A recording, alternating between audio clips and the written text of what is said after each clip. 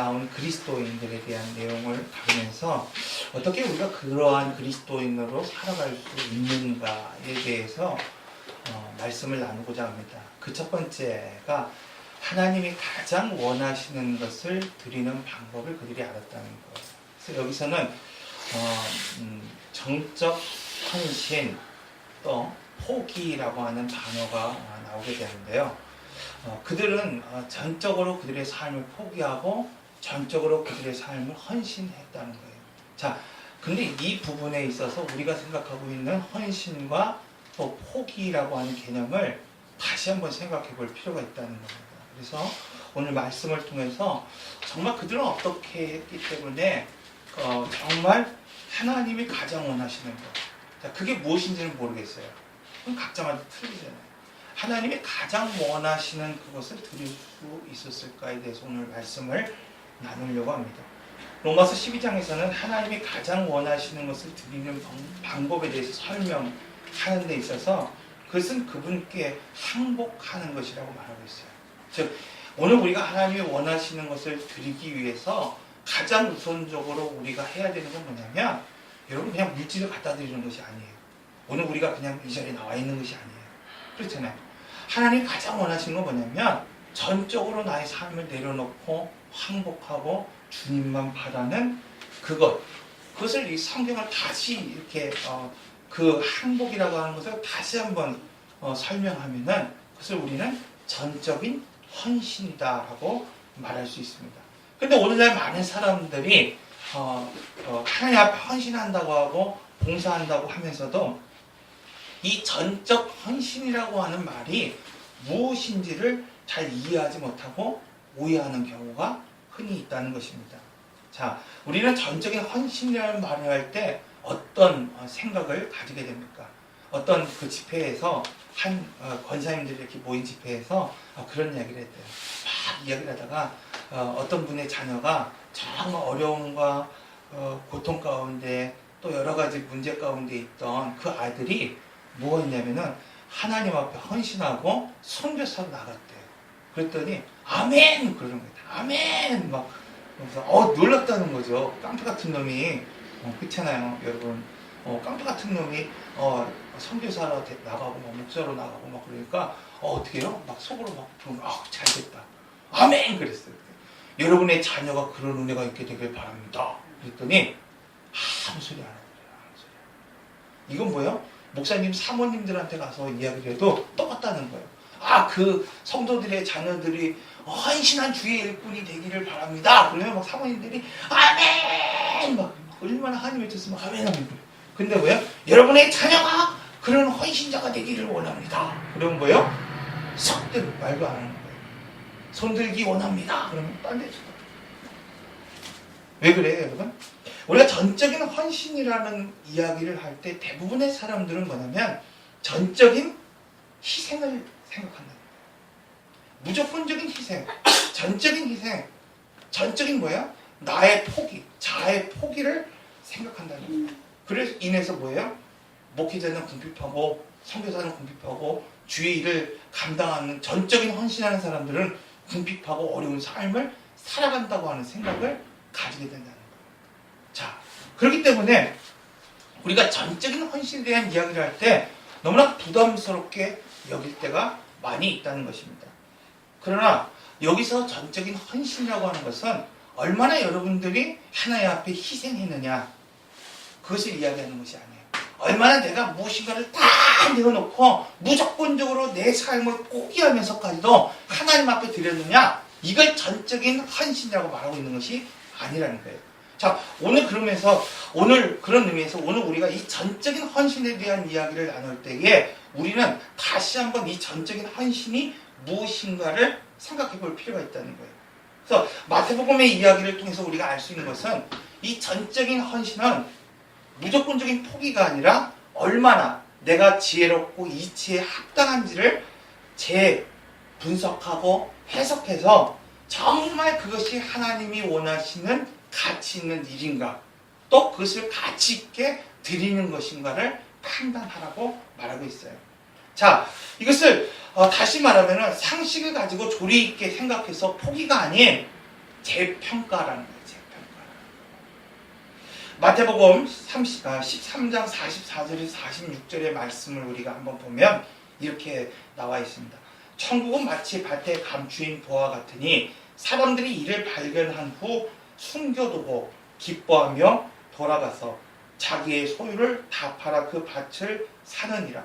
또 천국은 마치 좋은 진주를 구하는 장사와 같으니 극히 값진 진주 하나를 발견함에 가서 자기의 소유를 다 팔아 그 진주를 사느니라. 자, 이 두 비유를 통해서 천국의 가치에 대해서 분명히 설명하고 있다는 거예요. 즉 천국은 너무나 뭐예요? 소중하다는 거예요. 천국은 너무나 소중한 보화 같고 천국은 너무나 소중한 정말 그런 귀중한 진주 같다는 거예요. 오늘 우리가 가진 모든 것을 뭐예요? 봐도 비교할 수 없을 만큼 소중한 가치가 있고 소중한 보화라고 말하고 있다는 겁니다. 이제 그 사람이 가지고 있던 소유가 여러분 여기서 말하고 있는 천국은 마치 감추인 보화 같으니 사람들이 이를 발견했다는 거예요. 자, 이것을 발견한 사람이 그의 모든 재산을 팔아서 그 보화를 샀습니다. 천국을 샀어요. 진주를 샀어요.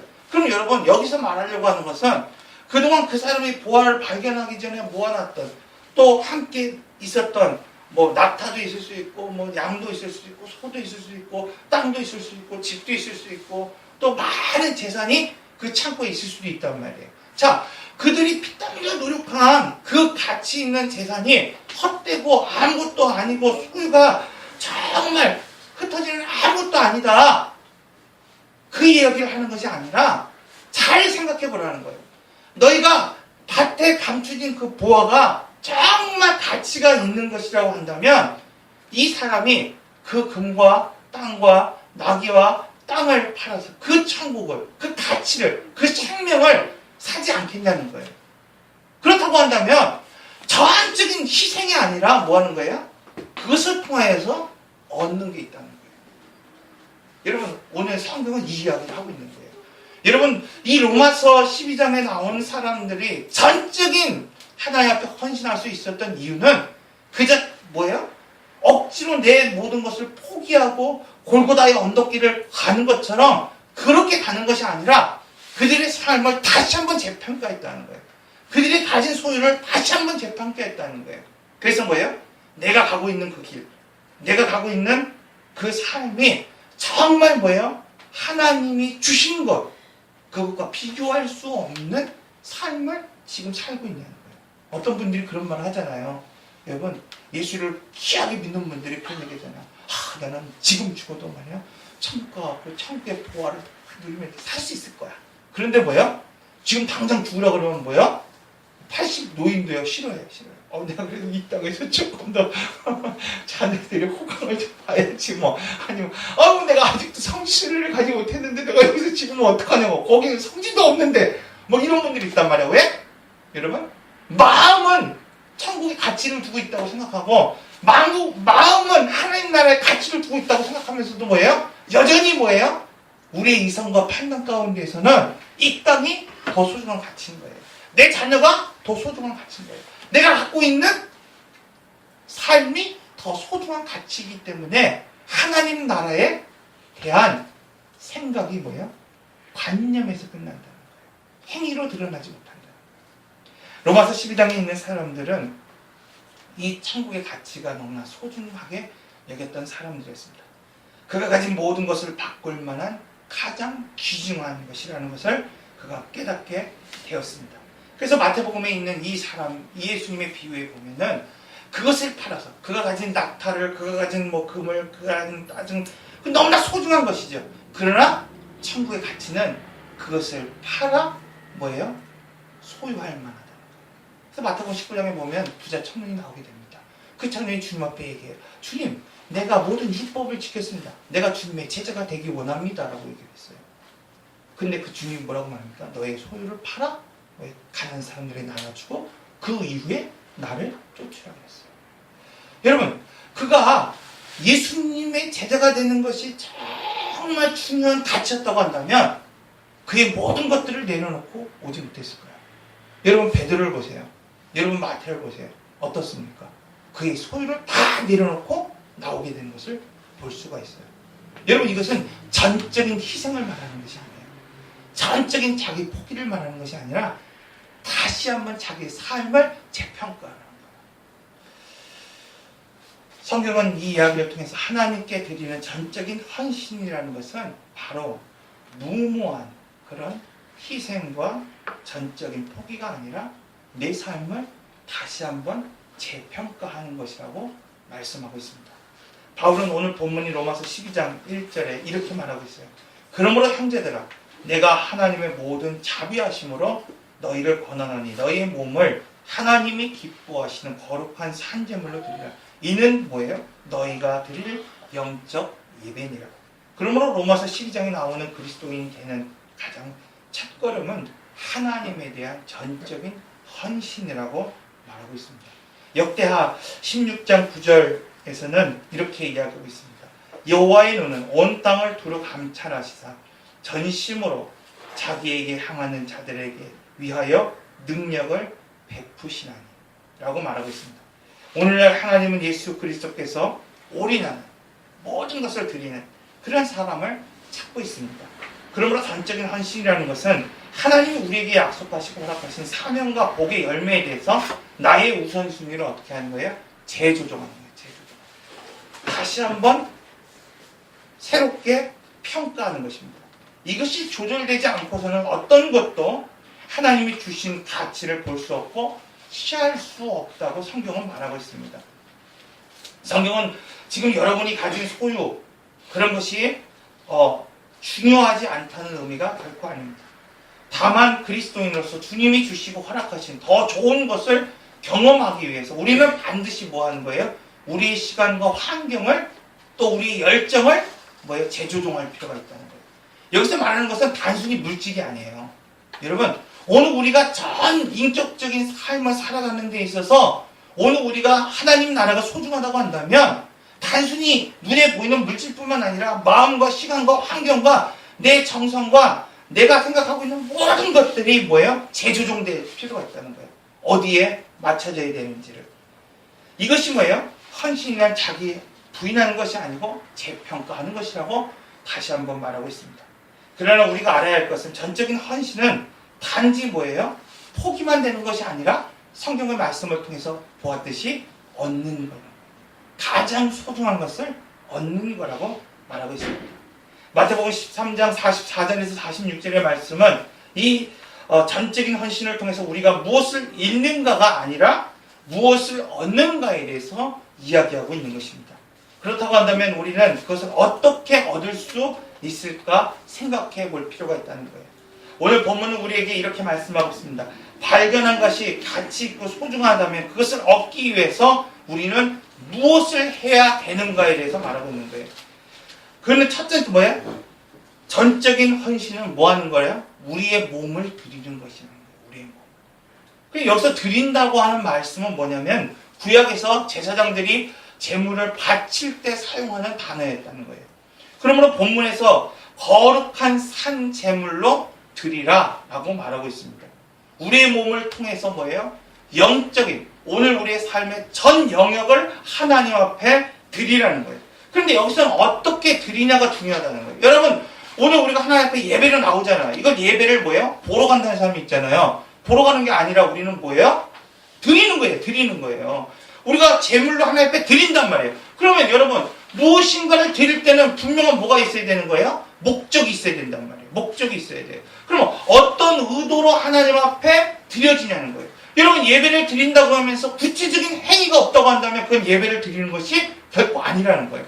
여러분 예배를 드린다고 하면서 여기서 뭐예요? 단순히 그냥 다른 생각하고 있다고 한다면 그건 예배를 드리는 것이 아니라는 거예요. 그러므로 여러분 여기서 산 제사를 하나님 앞에 드리라는 건 뭐예요? 구체적인 행위로 하나님 앞에 드리라는 거예요. 구체적인 행위로 하나님 앞에 발걸음으로 나오라는 거예요. 어떤 사람들은요 신앙이 있다고 말하면서 자기의 삶을 영적인 삶으로 하나님 앞에 드린다고 말하면서 예배의 자리에 나오지 않아요. 기도의 자리에 나오지 않아요. 그냥 관념 속에서 뭐 하는 거예요? 하나님을 찾고 부르짖는다는 거예요. 이것은 산 제사가 아니라는 거예요. 구체적인 행위로 하나님 앞에 드리라는 거예요.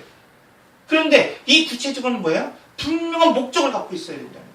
여러분 오늘 우리가 하나님 앞에 산 제사를 드린다고 할 때 구체적인 목적이 있다는 거예요. 하나님의 영광을 위해서 이 자리에서 나와 예배 드리는 거예요. 여러분 여기서 교제하기 위해서 예배 드리는 게 아니라는 거예요. 여기서 단순히 모임을 갖고 친목을 갖기 위해서 예배 드리는 것이 아니에요. 여기서 뭐예요? 예배를 드리지 않으면 뭔가 내 삶에 불길함이 있을 것 같으니까 보험 도장 찍듯이 나오는 것이 아니라는 거예요. 예배는 뭐예요? 하나님께 드리는 거예요. 예배는 뭐예요? 하나님 앞에 영적으로 감사하며 기쁨으로 드리는 것이 예배라는 거예요. 이 목적이 뭐예요? 구체적으로 표현돼요. 그럼 구체적으로 어떻게 표현됩니까? 여러분, 하나님의 영광을 위하여 구체적으로 어떻게 표현됩니까? 기도로 표현되는 거예요. 말씀을 들으면서 말씀을 새기는 것으로 표현되는 거예요. 어떻게 표현됩니까? 우리의 목소리로, 우리 입으로 하나님을 경배하며 찬양하는 것으로 오늘 우리가 구체적으로 표현될 수 있다는 거예요. 즉 우리의 몸을 거룩한 산제물로 드리라는 것은 우리의 몸이 살아있는 제사가 되게 하라는 거예요. 살아있고 숨쉬는 제사가, 그 생명이 있는 제사가 되라고 말씀을 하고 있습니다. 특별히 오카노 목사님은 산제물이란 제물의 생명의 에너지를 가득 채워드리는 제사라는 거예요. 여러분, 오늘 우리는 죽은 제사를 드려서 안 됩니다. 무의미한 예배를 드려서 안 됩니다. 목적이 없는 구체적인 삶으로 나타나지 않는, 특별히 본문에서는 이것을 뭐예요? 구별됐다라고 말하고 있어요. 여러분, 오늘 우리가 거룩하다고 하는 것은 무엇이냐면 구별된다는 거예요. 구별된다는 거예요. 얼마 전에 민지사님이 우리 그 사촌 그 누나네 집에 갔다가 쌀을 이만큼 갖고 왔잖아요. 그러면서 그 누나가 하는 말씀이 뭐라고 그랬어요? 야 이거 갖다 먹어. 그러니까 임지사님이 뭐라고 그랬어요? 아 이거 성미로 하겠습니다. 이거 뭐야? 구별하겠다는 거냐? 구별하겠다는 거야. 그냥 먹고 그냥 우리가 먹을 수 있지만 이건 뭐야? 뒤에서 같이 먹는 쌀로 하겠다는 거야. 이거 뭐야? 구별했다는 거야. 구별했다는 거야. 여러분의 삶을 하나님이 거룩한 산제사를 드린다는 건 뭐냐면 단순히 내 것을 그냥 드리는 것이 아니라 내 삶을 드리고 내 시간을 드리고 내 환경을 드리는 것이 아니라 뭐 하겠다는 거야? 구별된 삶을 살겠다는 거예요. 세상과 다른 삶을 살겠다는 거예요. 그래서 전 시간에 그런 얘기를 드렸잖아요. 그리스도인이라고 하는 것은 단순히 예배 시간에 모여 하나님 앞에 예배 드리고 나가서 세상 사람들과 동일한 삶을 사는 삶이 아니라는 거예요. 그리스도인이란 하나님 앞에 예배 드리고 분명한 목적을 가지고 분명한 구별성을 가지고 하나님 앞에 영광을 돌리며 예배 드리고 결국 뭐예요? 구별된 삶을 살아가는 것이라고 말하고 있어요. 그러면 오늘 본문에서 말하고 있는 것, 이 가치 있는 것을 얻기 위해서 우리는 모든 것을 왜 하나님께 드려야 되는 것입니까? 왜 하나님께 드려야 됩니까? 여러분 그런 질문을 할 수 있잖아요. 오늘 아이들이 물었어요. 야 너희들 받은 게 있으니까 11조를 드려야 된다. 그랬더니 아빠 11조하고 헌금하고 차이가 뭐예요? 막 묻는 아이들이 있었어요. 그래서 이제 그들 설명해 주었어요. 그런 질문을 할 때가 있단 말이에요. 순수한 질문이죠. 여러분 왜 우리는 하나님 앞에 드려야 합니까? 왜 우리의 젊은 시절을, 오늘 우리의 시간을, 우리의 물질을, 우리의 환경을 왜 하나님 앞에 드려야 합니까? 우리가 하나님을 로마서 12장 1절에서는 이 하나님의 자비하심으로 너희를 권하노니 너희의 몸을 하나님이 기뻐하시는 거룩한 산 제물로 드리려고 했을 때에 이 전적인 헌신은 바로 무엇을 얘기하냐면 전적인 위탁을 얘기합니다. 그러니까 전적인 헌신이라고 하는 것은 뭐냐면 단순히 뭐예요? 10분의 1 하나님 앞에 11조를 아이들이 이렇게 드릴 때에 뭐 하는 거예요? 내가 갖고 있는 것을 그냥 하나님 10분의 1 드립니다. 그리고 10분의 1은 당신 것이고 10분의 9는 내 겁니다 라고 말하는 게 아니잖아요. 뭐예요? 주님의 것입니다. 내 삶을 주님의 것입니다. 그러나 뭐예요? 하나님이 정하셔서 이것이 하나님의 것임을 내가 인정하고 고백하는 의미에서 10분의 1을 하나님 앞에 올려드립니다. 그렇잖아요. 아닌가요? 맞잖아요. 여러분의 시간도 마찬가지예요. 여러분의 시간도 뭐예요? 24시간 주어진 이 시간이 내 시간이에요. 내 마음대로 할 수 있는 내 시간이란 말이에요. 내 돈도 내 물질도 내 마음대로 사용할 수 있는 것이 아니라는 거예요. 왜? 주님이 주신 거예요. 이 세상을 살아가면서 한정된 이 세상을 살아가면서 여러분에게 시간을 주시고 환경을 주시고 자녀를 주시고 물질을 주셨어요. 그래서 자녀도 뭐예요? 내 것이 아니라고 성경은 분명하게 말하고 있어요. 그러면 뭐예요? 그 한정된 것 가운데서 내게 주신 것을 주님의 것임을 고백하며 드리는 것이 뭐예요? 11조고 하나님께 드리는 거예요. 그래서 오늘 우리는 물질의 11조뿐만 아니라 우리의 시간의 11조, 환경의 11조, 마음의 11조도 드리라는 이야기를 하지 않습니다. 자, 이것은 뭐냐면 바로 위탁이라는 거예요. 위탁. 무엇인가를 위탁하며 드린다는 거예요. 자, 제가 예전에 미국에 있을 때 잠깐 이렇게 갔을 때 좀 살기가 되게 어렵더라고요. 좀 어려운 게 뭐냐면 뭐 돈이 없어서 어려운 게 아니라 이 방식이 틀려요. 생활하는 방식이 틀리단 말이에요. 어떤 방식으로 살아가냐면은 얘네들은 거기서 유학 생활을 하기 위해서 가장 먼저 뭐냐면 은행을 개설해야 돼요. 은행을 개설하지 않으면 혜택이 없어요. 뭐 그냥 돈 갖고 다니면 막 쓸 수 있는 게 아니잖아요. 모든 것은 뭐야 은행을 통해서 되게 돼 있어요. 근데 그때가 98년도니까 지금 한참 전이죠. 지금 생각해보면 그게 아마 캐시카드인 것 같아요. 캐시카드 같은 건데 카드로 주는 게 아니라 무엇으로 주냐면요. 이렇게 은행을 개설하잖아요. 그럼 내가 뭐 은행에 개설을 돈을 넣어놓고 이제 개설을 하잖아요. 그러면 그게 자기 개인 수표가 나와요. 개인 수표가 나와서 이렇게 뭐 10개 이렇게 우리 이렇게 나오잖아요. 영수증 나오듯이. 그래서 무슨 은행 그리고 그 사람 이름이 써 있어요. 그리고 그 사람은 뭐예요? 거기다가 뭐 하면 돼요? 액수를 적어갖고 딱 뜯어서 주면은 그것이 결제가 되는 거예요. 그러니까 지금의 뭐 자기압수표처럼 개인 자기압수표가 나오더라고요. 발행돼요. 그러니까 그 액수가 뭐 10불, 20불, 100불 이렇게 기록되어 있는 게 아니라 뭐야? 자기 한돈에 기록하는 거예요. 근데 그게 만약에 보도가 나면 어떻게 됐어요? 개인의 신용에 막대한 타격이 주어지는 거예요. 그래서 18세 이상 된 아이들은요, 늘 뭐야, 이 어릴 때부터 교육을 통해서, 물질적 교육을, 금융교육을 통해서 자기가 갖고 있는 어떤 그런 신용을 절대 무너뜨리지 않는 훈련을 하게 돼요. 그래서 그 아이들에게 그 은행을 개설해서 뭐야, 자기업 수표를 개설할 수 있는 걸 준단 말이에요. 이것이 바로 위탁이라는 거예요.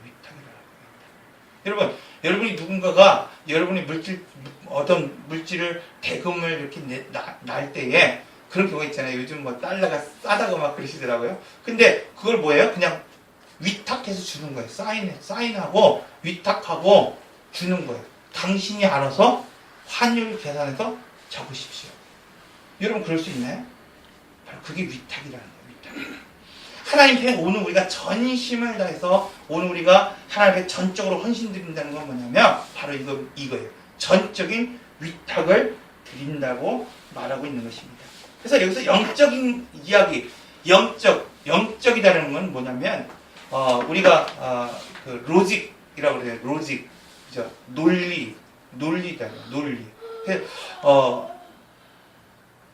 로지코스라고 하는 말이 있어요. 헬라어로 로지코스라는 말은 뭐냐면 현명하다, 뭐 그런 뜻이에요.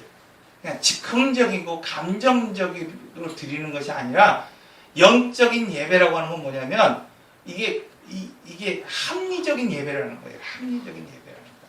그러니까 오늘 우리가 하나님 앞에 드려지는 이게 산제사가 이 영적인 예배가 되기 위해서는 분명한 목적을 가지고 분명한 뭐예요? 구별된 삶을 하나님 앞에 나오는데 이것이 뭐예요? 즉흥적인 감정으로 드리는 것이 아니라는 거예요. 그럴 경우 있잖아요. 막 즉흥적으로 감정을 들여서 나의 삶을 드리겠습니다. 뭐 그런 사람들 있잖아요. 그렇게 드리는 게 아니라 분명히 재평가라는 거예요. 재평가라는 거예요. 다시 한번 여러분의 소유와 여러분의 삶과 여러분의 시간을 뭐 하라는 거예요? 로직, 논리적으로 판단해 보라는 거예요. 논리적으로. 그리고 뭐예요? 그것을 재평가라고. 재평가. 반드시 그것을 재평가해서 뭐예요? 하나님이 원하시는 삶이 되게 만들라고 말하고 있습니다. 이것을 바꾸어 말하면 이것이 바로 논리적으로, 감정적으로 치우쳐서 드려지는 예배가 아니라 논리적으로 하나님 앞에 재평가해서 나의 삶을 구분해서 우선순위를 두고 하나님 앞에 드려지는 예배가 뭐하는 예배예요? 진정으로 하나님이 원하시는 예배라는 것. 하나님이 지금 우리와 관계를 맺기 원하십니다. 오늘 하나님이 우리를 사랑하셨던 것처럼 그분은 또 오늘 통하여서 사랑받기를 원하신다는 것을 알 수 있습니다. 대부분의 사람들이 하나님을 기쁘게 하려고 열심히 노력합니다. 저 자신도 목회를 하면서 여러 곳에서 교육자를 생활을 해보았고, 또 어느 곳에서는 이른 아침부터 또 새벽부터 늦은 밤까지도 있어 봤습니다. 또 어느 때는 뭐예요? 모욕적인 그러한 것들을 참으면서도 열심히 일했던 적도 있었다. 그것이 헛되다는 것이 아니에요. 그런데 더 중요한 것은 뭐냐면, 그렇게 열심히 했는데 뭐예요? 하나님을 기쁘게 했다는 마음이 점점 사라졌다는 거예요. 여러분, 거기에 있다는 거예요. 전적인 희생이, 전적인 자기 포기가 하나님을 기쁘게 하지 못하는 것일 수 있다는 거예요. 여러분, 내가 전적인 헌신을 드리며 이 자리에 섰어요. 내가 하나님을 기쁘게 하는 마음이 전혀 없다면, 이것은 뭐예요? 하나님 앞에 드려지는 영적 예배가 될 수 없다는 거예요. 뭐냐면, 하나님은 지금 전에 내가 했던 것처럼 이른 아침부터 밤늦게까지 모욕을 당하면서도 열심히 참고 견디며 막 이렇게 해서 막 하나님 앞에 드렸는데, 내 삶을 드리고 내 시간을 드리고 내 물질을 드리고 내 인생을 드렸는데, 내 삶 가운데는 전혀 기쁨이 없다고 한다면, 이건 참제사가 아니라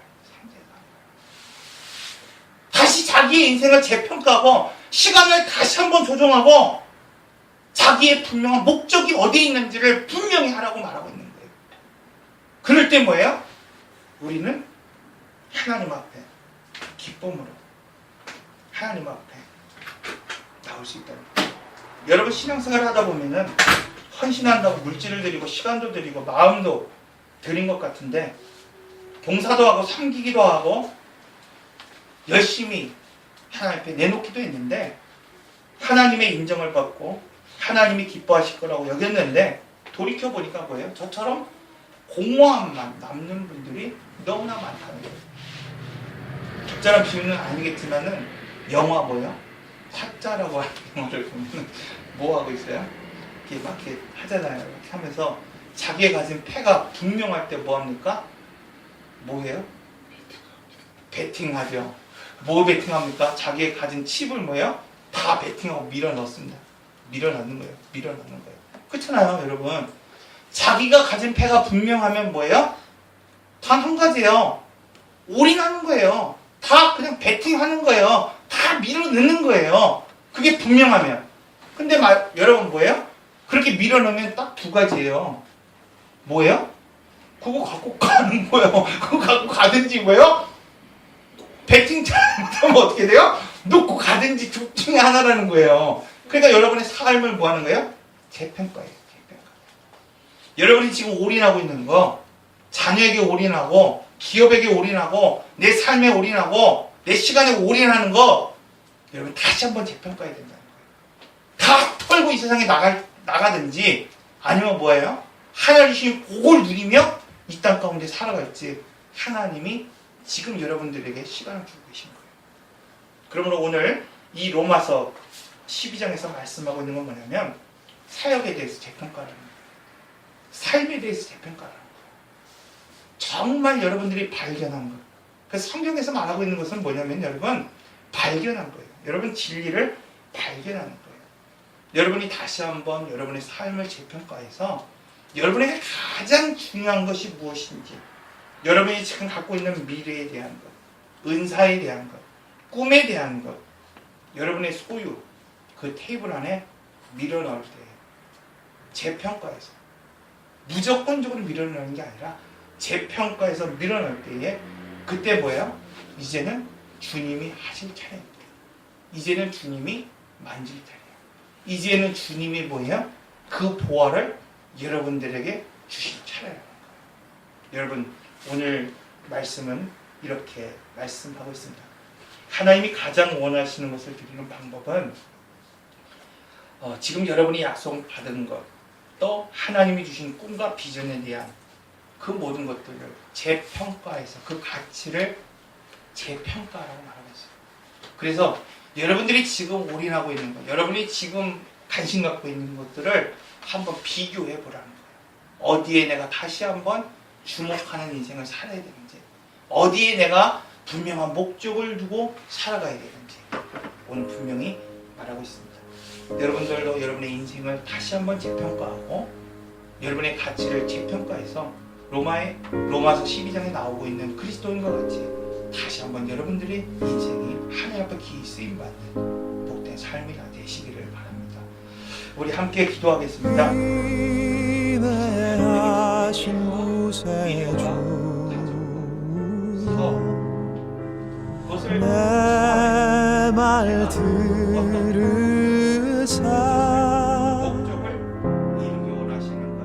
죄인 노라시 날 부르소서.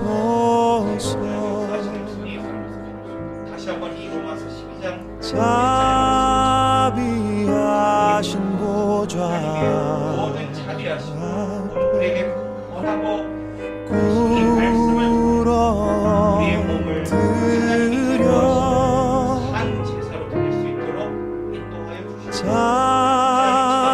자복하고 내게 주어진 것과 내게 주어진 아버지의 꿈과 내게 믿음 내게 주소서. 하나님 앞에 아버지 하나님 다시 한번 주여 진주를 발견한 그 상황과 같이 자기의 것들을 재평가해서 하나님 주시는 그 약속, 하나님이 주시는 그 은혜를 하나님 다시 한번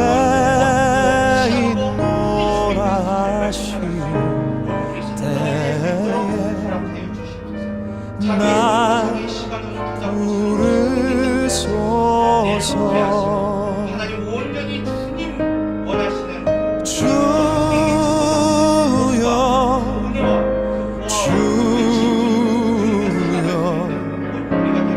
내 말 들으사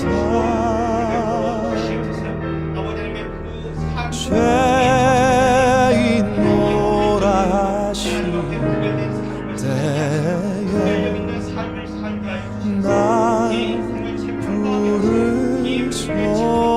부르소서. 미래를 향하여서 자기의 삶을 지낼 수 있는 자녀들이 될 수 있도록 허락하여 주시옵소서.